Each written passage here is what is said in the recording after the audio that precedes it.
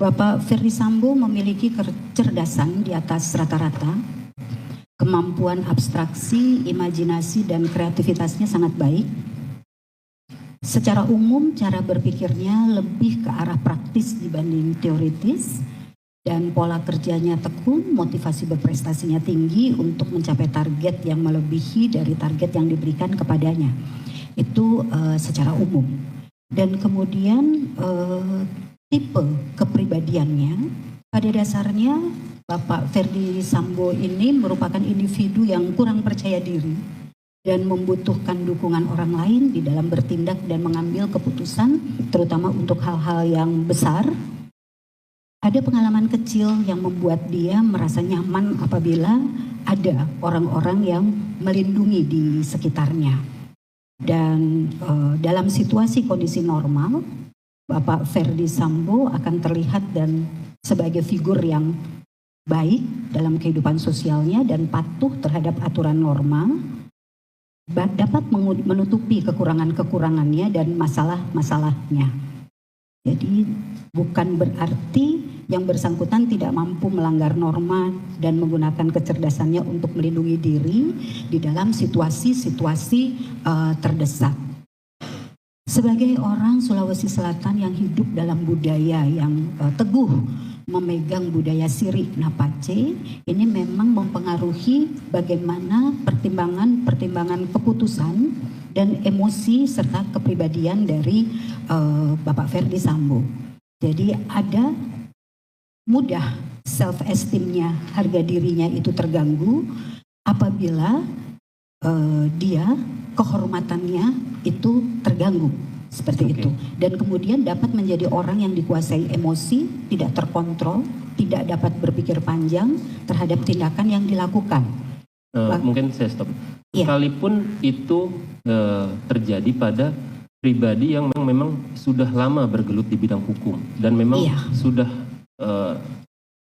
mempunyai pengalaman yang sangat banyak di bidang reserse, itu pun tidak bisa mengendalikan emosinya. Ya, padahal dia sehari-hari berhubungan dengan, dalam tanda kutip, penjahat. Ya, itu sehari-hari. Dalam Bagaimana? Keadaan normal itu ada upaya-upaya rasional untuk mengendalikan diri. Tapi di dalam situasi ada hal-hal yang memang mengganggu kondisi emosinya dan self-esteem-nya. Nah, ini yang kemudian bisa menjadi orang yang sangat dikuasai emosi. Sangat dikuasai emosi. Tadi saya juga tertarik dengan Ibu mengatakan ada kebutuhan tinggi untuk dukungan dari orang lain. Betul. Terutama untuk mengambil keputusan-keputusan besar. Yang penting. Besar atau beresiko penting. Apakah ini juga bisa internally dalam dirinya itu bisa terrefleksikan dari bekerja sama dengan orang-orang yang dia percayai? Betul, Pak. Betul, Bapak. Bisa ya? Seperti itu. Artinya bentuknya. dia membutuhkan dukungan dan masukan dari orang-orang sekitarnya yang dia percaya untuk melakukan suatu keputusan besar. Yang besar, ya. Bisa ya seperti bisa itu? Bisa seperti itu. Baik, mungkin biar karena waktu terbatas ke Putri Chandrawati. Oh, baik. Hasil. Ibu Putri Chandrawati memiliki kecerdasan yang berfungsi pada taraf rata-rata orang seusianya. Jadi berbeda dengan Bapak FS, Pak Sambo yang memang memiliki kecerdasan tinggi. Hal ini menggambarkan kemampuannya untuk dapat memahami informasi dan menyesuaikan diri dengan tuntutan dari lingkungan sesuai dengan orang pada umumnya. Ibu Putri memiliki pemahaman akan value atau nilai sosial yang baik, namun perencanaan perilakunya di lingkungan sosial tergolong kurang. Jadi kurang dalam arti merespon lingkungan, termasuk pada saat menghadapi satu masalah di dalam kehidupannya. Kapasitas dan fungsi memorinya juga tergolong baik, kemampuannya tergolong sangat baik dalam menangkap, menyimpan dan mengolah informasi, serta meretrieve atau mengungkapkan kembali apa yang diingatnya. Jadi memiliki kemampuan dalam berespon secara cepat terhadap tekanan dari lingkungan dengan potensi intelektualnya itu dan kapasitas memorinya yang baik, dia bisa berpotensi mengembangkan pemikiran yang logis dan rasional, memahami stimulus sosial dari lingkungannya untuk bisa berespon secara tepat dan sesuai menurut keyakinannya. Oke, ini dalam BAP Ibu saya bacakan saja ada ada hasil dari Putri Chandrawati mengatakan kebutuhan tinggi terhadap adanya figur yang mampu memberikan rasa aman. Iya. Maksudnya itu apa, Bu? Iya. Jadi dia ini ada semacam dependensi secara emosional kepada orang yang bisa menjadi objek bergantungnya. Seperti itu. Dalam hal ini seperti kepada orang tuanya, kepada suaminya, seperti itu. Atau mungkin kepada ajudan-ajudan yang dia percayai, bisa? Bisa juga, jika ajudan itu memberikan rasa aman kepada dirinya, dia akan percaya kepada orang tersebut. Secara psikologi, apabila kondisi terdakwa Putri Chandrawati itu memiliki serangan dalam artian sesuatu yang membuat dia merasa takut, apakah dia akan menuju kepada orang yang dia rasa aman, dalam hal ini suaminya atau orang-orang terdekatnya, untuk memberikan informasi rasa aman kepada dirinya? Iya.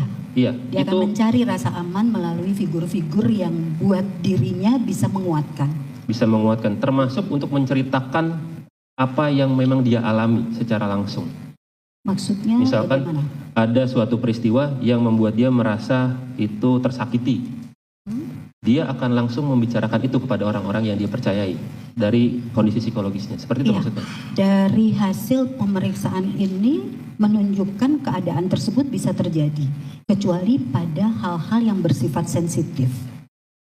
Maksudnya? Pada hal-hal yang bersifat sensitif yang bisa kemudian mengakibatkan rasa malu, rasa takut, kewibawaan itu terancam, itu akan selektif.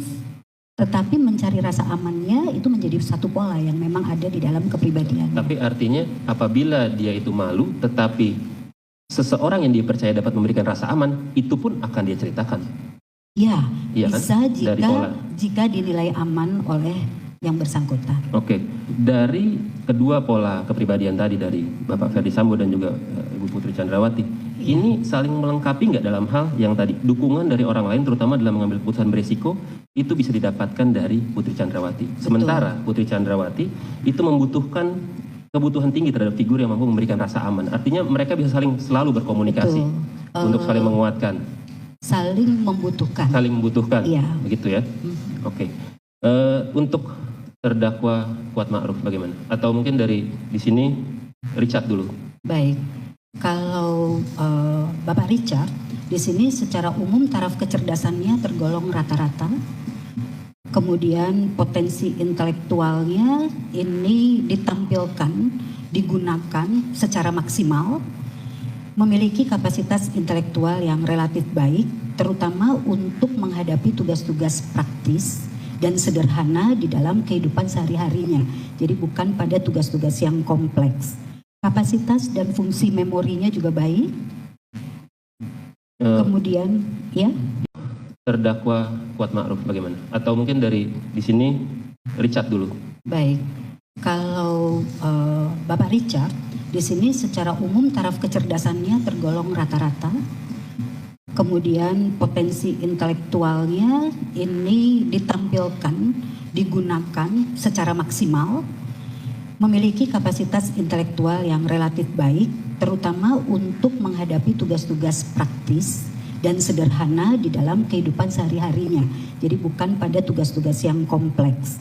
Kapasitas dan fungsi memorinya juga baik. Kemudian, ya? Tingkat kepatuhannya gimana?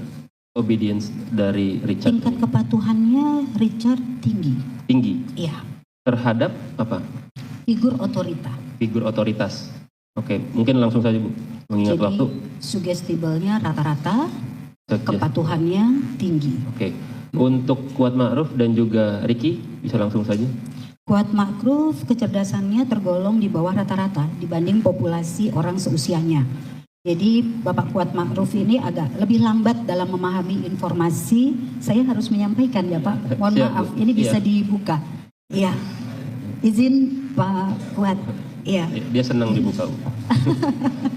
Ya, jadi lebih lambat di dalam memahami informasi dan menyesuaikan diri dari tuntutan lingkungan.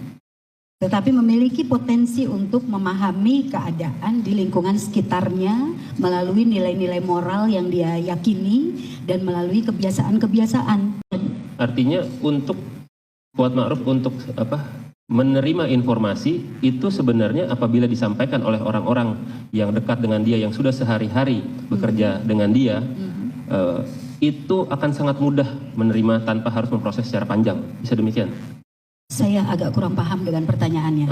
Artinya pada saat menerima informasi, tadi kan Ibu bilang kecerdasan itu di bawah rata-rata. Betul. Namun pada saat menerima informasi dari orang-orang yang memang sudah sering berhubungan setiap hari, apakah prosesnya akan lama menyaring informasi itu atau memang sudah langsung paham?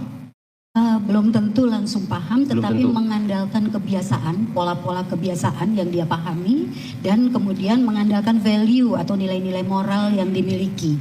Jadi ini pemahaman moralnya baik. Kepatuhan terhadap otoritas tinggi? Kepatuhan otoritasnya cukup. Cukup? Ya. Sebentar Pak, saya lihat data. Jadi pada Bapak Kuat Ma'ruf ini tidak mudah disugesti. Kepatuhannya tinggi. Kepatuhannya tinggi. Iya, tetapi tidak mudah disugesti. Oke. Dan dari hasil kepura-puraan tidak didapatkan kepura-puraan. Oke. Untuk Ricky bagaimana Bu? Untuk Ricky,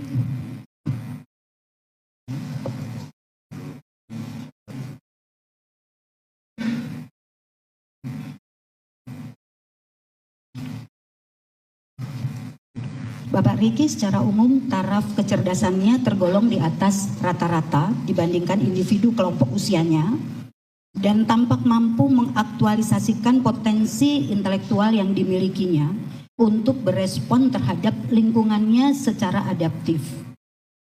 Kapasitas dan fungsi memorinya juga baik, kemampuannya tergolong baik di dalam menangkap informasi, menyimpan dan mengolah serta mengungkapkannya kembali. Jadi daya ingatnya juga baik, dan atas dasar itu ia memiliki kemampuan berespon secara tepat terhadap tekanan dan lingkungan. Emosinya stabil dan memiliki satu prinsip. Untuk tingkat sugestibilitasnya? Tingkat sugestibilitasnya dan juga kepatuhan terhadap rendah, otoritas? Bapak. Iya, sugestibility-nya rendah. Rendah. Untuk kepatuhannya? Untuk kepatuhannya rata-rata sampai tinggi. Rata-rata sampai tinggi. Baik. Sekarang ke hasil pemeriksaan psikologi forensik Ibu, bisa disampaikan Bu hasilnya? Iya. Hasil kami ada beberapa simpulan.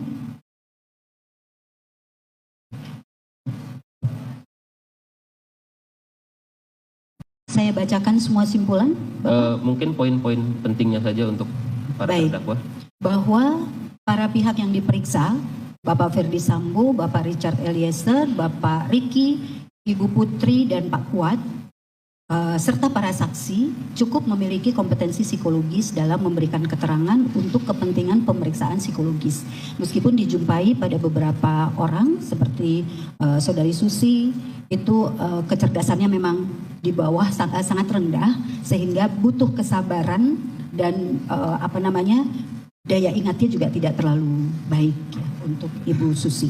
Nah kemudian bahwa para tersangka Bapak Ferdi Sambo, Bapak Richard, Bapak Ricky, Bapak Kuat dan Ibu Putri cukup memiliki kompetensi psikologis untuk mengikuti proses peradilan. Bahwa keterangan dan informasi yang diberikan oleh subjek pemeriksaan yang tadi telah kami jelaskan terkait dengan resum data peristiwa dan tentang gambaran umum serta profil psikologis tersangka secara umum dapat diterima sebagai dasar untuk analisis profil psikologis termasuk dalam kaitannya dengan peristiwa dugaan tindak pidana pembunuhan. Dan kemudian didapatkan profil Ferdi Sambo seperti yang tadi sudah saya sampaikan. Juga profil Ibu Putri sudah disampaikan, profil Bapak Richard sudah disampaikan, profil Bapak Ricky dan Bapak Kuat juga sudah disampaikan. Dan kemudian pada simpulan ke-9 ada keterbatasan data untuk menarik simpulan profil psikologis Nofriansyah Yosua karena yang bersangkutan sudah meninggal dunia. Meskipun demikian, diperoleh informasi yang konsisten dari para informan dan tersangka mengenai beberapa hal. Jadi beberapa hal inilah yang bisa kami simpulkan.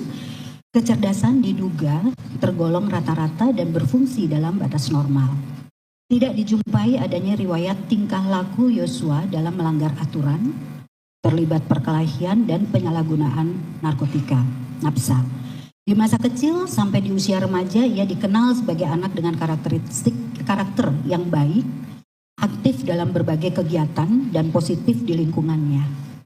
Lalu di awal kerjanya sebagai polisi dikenal sebagai anggota yang cekatan, memiliki dedikasi, tidak pernah membantah, sigap, patuh, mampu bekerja dengan baik, tidak menonjol dan layak untuk direkomendasikan sebagai ADC pejabat tinggi kepolisian. Didapatkan pula informasi dari teman-teman dan rekan kerja yang saling bersesuaian dan konsisten bahwa awalnya Yosua dinilai dapat bekerja dan menjalankan peran ADC dengan baik.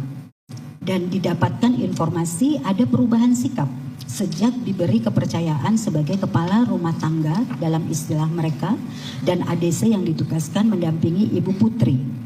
Yaitu penampilannya menurut rekan-rekannya dan juga ini ada beberapa informasi yang bersesuaian konsisten dengan informasi dari Jambi. Penampilannya terkesan lebih mewah dibanding sebelumnya, menunjukkan power dan dominasi terhadap ADC dan perangkat rumah tangga lain, berperilaku yang dinilai ada kalanya tidak selayaknya dilakukan oleh ADC, merasa lebih dipercaya dan diistimewakan oleh Ibu Putri dan memiliki keberanian untuk menunda serta tidak melaksanakan perintah dari atasan, lebih mudah tersinggung dan menampilkan respons kemarahan.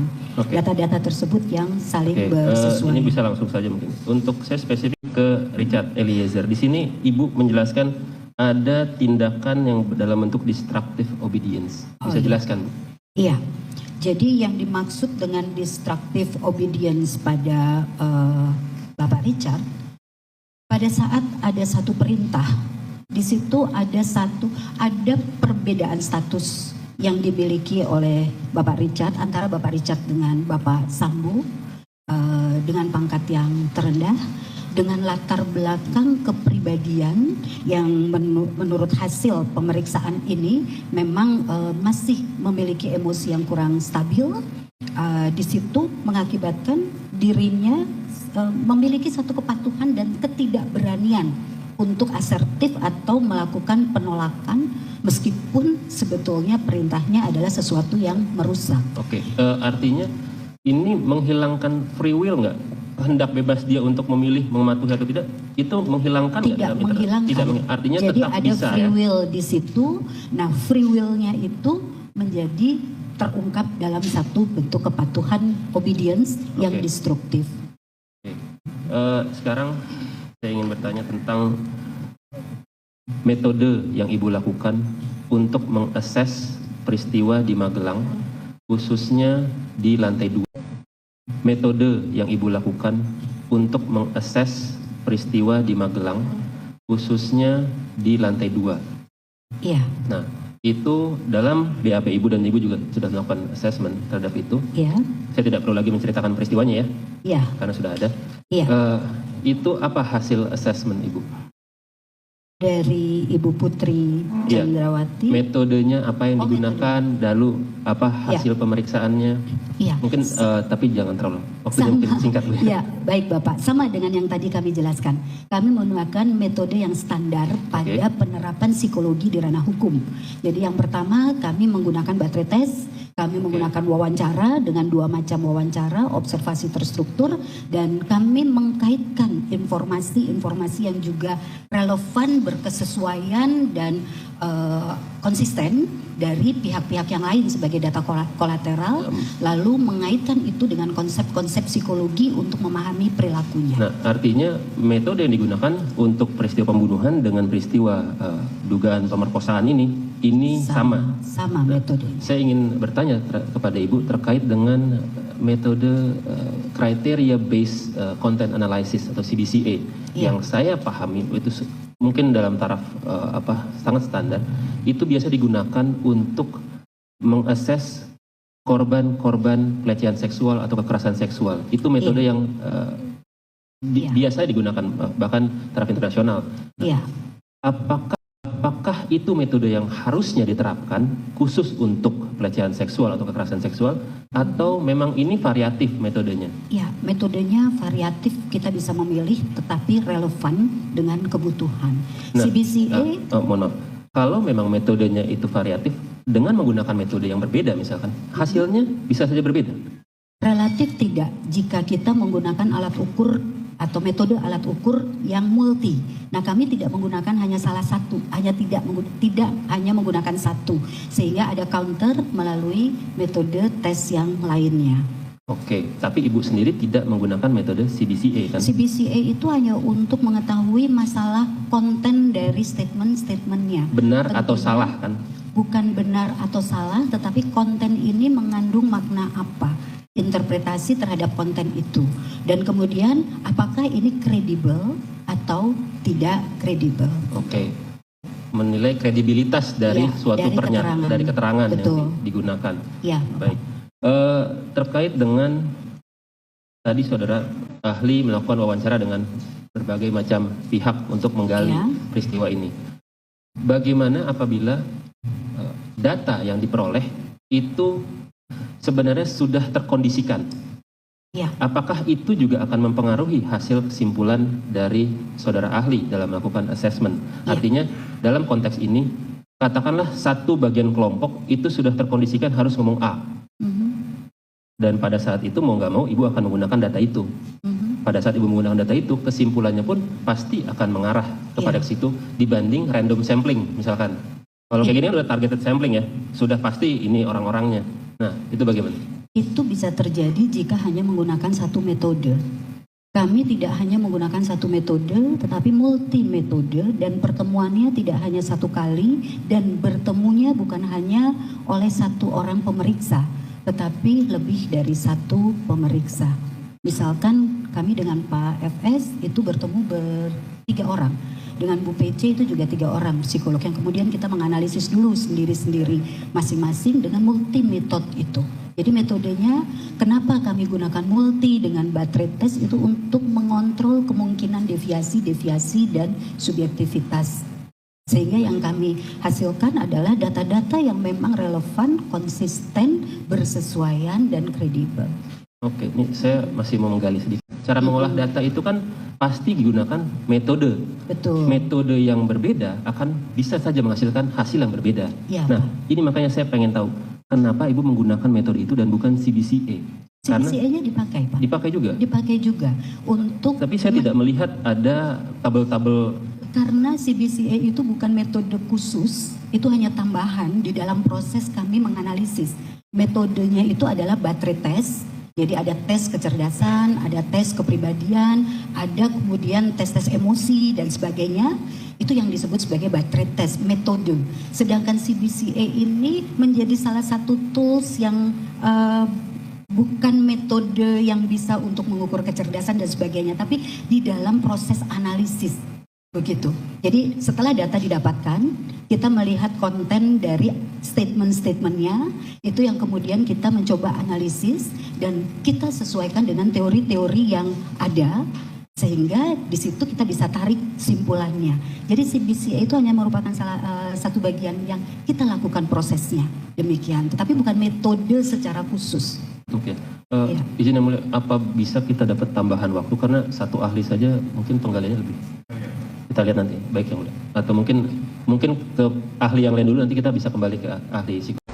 Bagaimana seseorang itu bisa melakukan tindakan kekerasan seksual?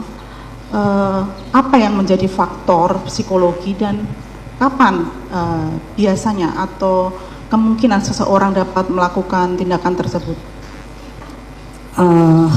Kalau terkait pada kapan seseorang itu akan melakukan tindakan kekerasan seksual, tentunya ini berkaitan dengan kesempatan.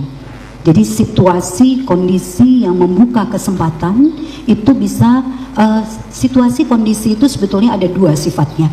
Bisa mendorong untuk terjadinya satu perilaku kekerasan seksual, bisa juga menarik untuk orang tidak melakukan perilaku kekerasan seksual. Itu dari aspek eksternal. Jika dari aspek internal itu bermacam-macam. Karena pada dasarnya setiap orang bisa saja menjadi pelaku kekerasan seksual, terutama jika ada situasi keadaan yang mendorong. Setiap orang bisa melakukan? Betul. Jadi secara psikologis itu setiap orang bisa melakukan kekerasan seksual, terutama jika ada situasi, kondisi. Artinya dari data kita mengetahui bahwa pemuka agama pun yang kita hayati sebagai orang baik, seharusnya secara moral juga baik, ternyata banyak yang juga menjadi pelaku dan sudah terbukti di dalam satu pengadilan memang melakukan tindak pidana. Artinya memang tindak pidana kekerasan seksual ini banyak wajah. Kemudian saya membaca juga di dalam BAP ahli menggunakan salah satunya adalah teori relasi kuasa. Ya. Bisa ahli jelaskan arti dari teori relasi kuasa tersebut? Karena kita masyarakat awam kalau mendengar teori relasi kuasa seolah hanya relasi kuasa hierarki antara atasan dan bawahan. Apakah ada penjelasan lain mengenai teori relasi kuasa seperti gender ataupun adat istiadat atau ras? Ya. Demikian. Ya. Kalau secara umum memang dari posisi level sosial, struktur sosial itu bisa mengakibatkan seseorang berada di posisi relasi yang satu lebih dominan, yang satu lebih inferior. Namun jika kita melihat pada konstruksi gender, secara umum yang lebih dominan adalah pihak yang memiliki fisik lebih kuat, memiliki tubuh lebih besar, dan di situ ada satu lingkungan yang kemudian mendorong untuk memungkinkan terjadinya peristiwa tersebut, sehingga pada konstruksi gender relasi kuasa ini menjadi berbeda. Jadi selain hierarki atasan bawahan, tetapi juga ada teori lain mengenai gender dan apakah budaya patrilineal juga berpengaruh terhadap relasi kuasa? Konstruksi gender ini terbangun karena budaya patrilineal. Saudara ahli, menuju pada hasil apsifor ahli halaman 150 dari 169. Di situ kembali kepada relasi kuasa tentang hierarki.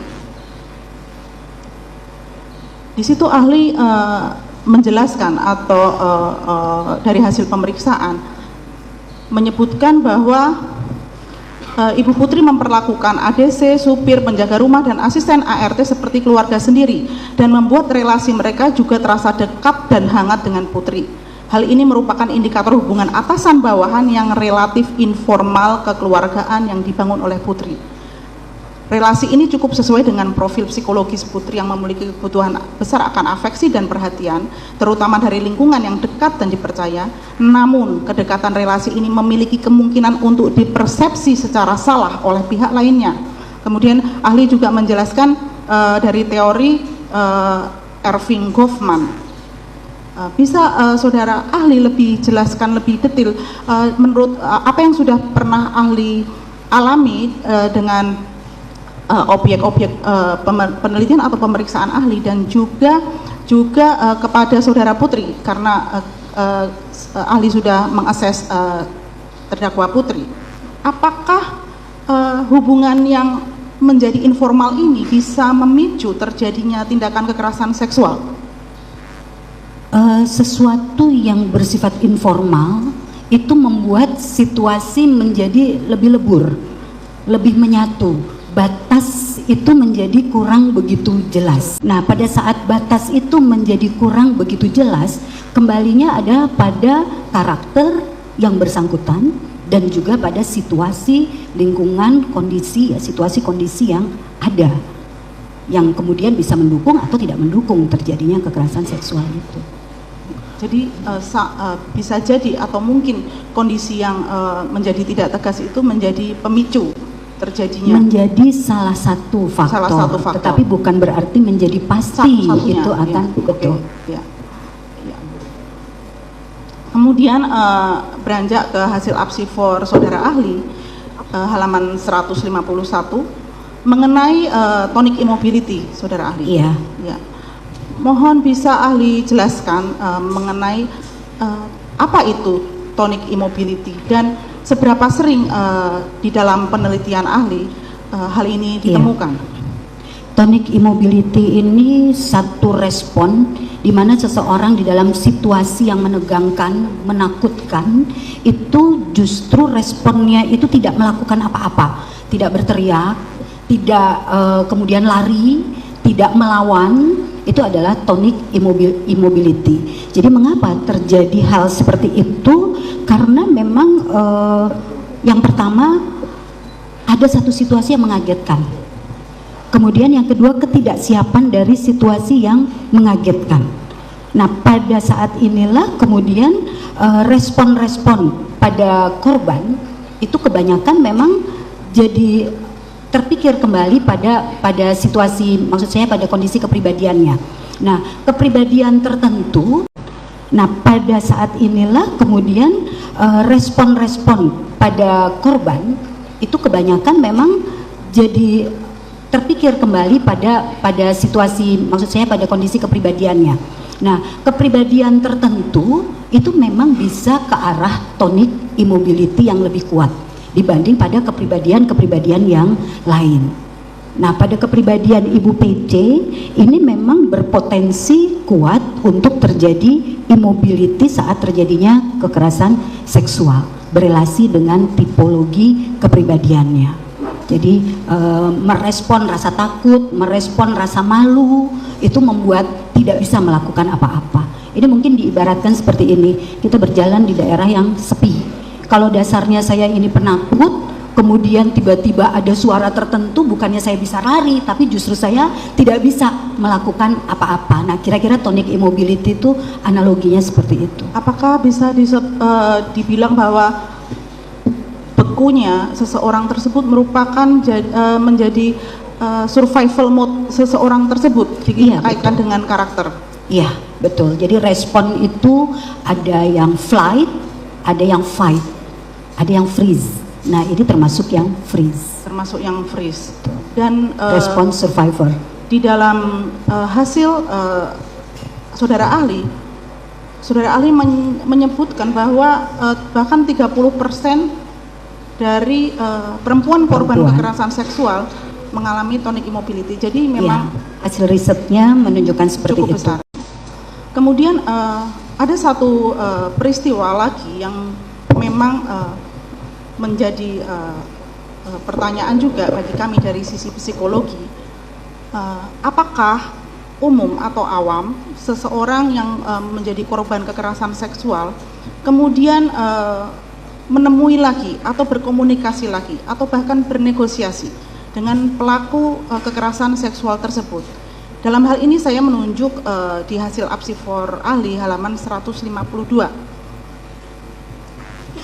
di mana ahli menjelaskan bahwa dengan ciri kepribadian yang cenderung suka menekan ekspresi emosi yang negatif atau internalizing, yang menjadi pertanyaan saya, mohon ahli jelaskan mengenai hal ini.